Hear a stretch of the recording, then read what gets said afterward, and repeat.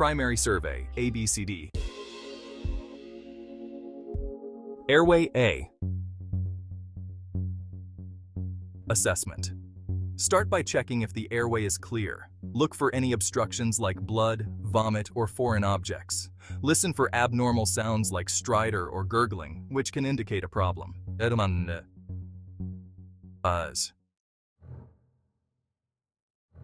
Management for abnormal findings. Partial obstruction. If you notice a partial blockage, use the head tilt chin lift maneuver to open the airway. This technique involves tilting the head back and lifting the chin to clear the tongue from the back of the throat. Alternatively, you can use the jaw thrust maneuver, which is especially useful if you suspect a spinal injury. This method involves pushing the lower jaw forward to open the airway without moving the neck. If you see any foreign objects or fluids blocking the airway, consider using a suction device to clear it. Suctioning helps remove obstructions like vomit, blood, or mucus, ensuring a clear path for air to flow. Complete obstruction. If the airway is completely blocked and you can't ventilate the patient, be ready for advanced airway techniques like intubation or cricothyrotomy. Intubation involves inserting a tube into the trachea to maintain an open airway, while cricothyrotomy is a surgical procedure to create an airway through an incision in the neck. These techniques are critical in life-threatening situations where immediate action is required to save the patient's life. Breathing. Assessment. Observe how the chest moves and listen for breath sounds. Pay attention to the patient's respiratory rate and effort. Management for abnormal findings. In emergency situations, quick and effective management of abnormal findings is crucial to patient outcomes. Inadequate breathing. If breathing is insufficient, provide supplemental oxygen immediately. Ensure the airway is clear and monitor the patient's oxygen saturation levels continuously. Adjust the oxygen flow rate as needed to maintain adequate oxygenation. Pneumothorax. If you suspect a pneumothorax, perform a needle decompression if the patient is unstable. This procedure can relieve pressure on the lungs. Follow up with a chest tube insertion to ensure continuous drainage and prevent recurrence. Monitor the patient closely for any signs of complications. Flail chest. For flail chest, give oxygen and manage pain while closely monitoring for any signs of respiratory failure. Stabilize the chest wall and consider mechanical ventilation if necessary. Regularly assess the patient's respiratory status and adjust treatment as needed to ensure optimal recovery. Circulation. Assessment. Check the patient's pulse, capillary refill, skin color, and blood pressure to assess circulation. Management for abnormal findings. In emergency situations, quick and effective management is crucial. Hypotension or shock. If you find the patient is in shock, start IV access immediately to stabilize their condition and begin fluid resuscitation with crystalloids. Monitor the patient's response closely and adjust the fluid rate as needed. Severe hemorrhage. Control any visible bleeding with direct pressure. Ensure you have a clear view of the wound to apply pressure effectively. And, if necessary, apply tourniquets. Tourniquets should be used as a last resort when direct pressure is not sufficient. Consider administering tranexamic acid if indicated. This medication can help reduce bleeding and improve patient outcomes in severe cases. Disability or D is the next critical step.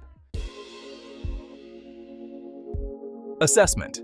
Use the AVPU scale to quickly assess responsiveness. Check the size and reaction of the pupils.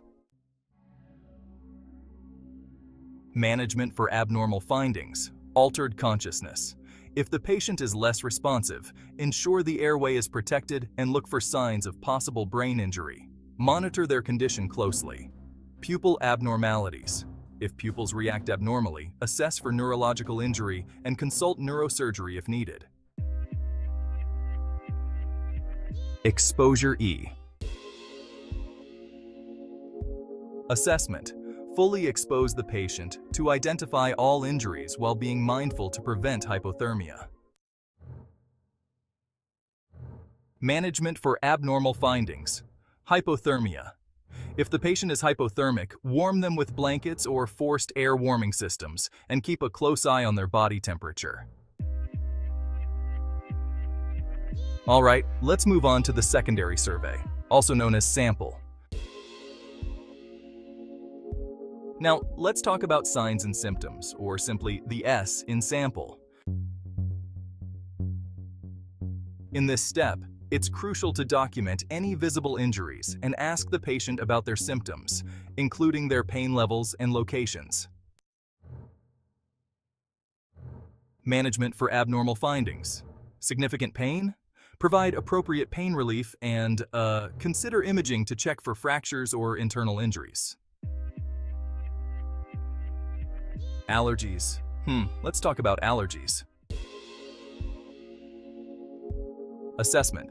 Ask about any known allergies to medications, foods, or environmental factors. Management for abnormal findings. Known allergies. Avoid any identified allergens and be ready to treat anaphylaxis with emergency medications like epinephrine. Medications, Assessment. Gather information about current medications and dosages the patient is taking. Management for abnormal findings, anticoagulant use. Be aware of bleeding risks and consider administering reversal agents if the patient is actively bleeding. Past medical history, P. Assessment. Document any relevant medical conditions, surgeries, or trauma history. Management for abnormal findings. For chronic conditions, adjust treatment plans accordingly, such as managing diabetes during care. Last oral intake. Assessment. Ask when the patient last ate or drank something.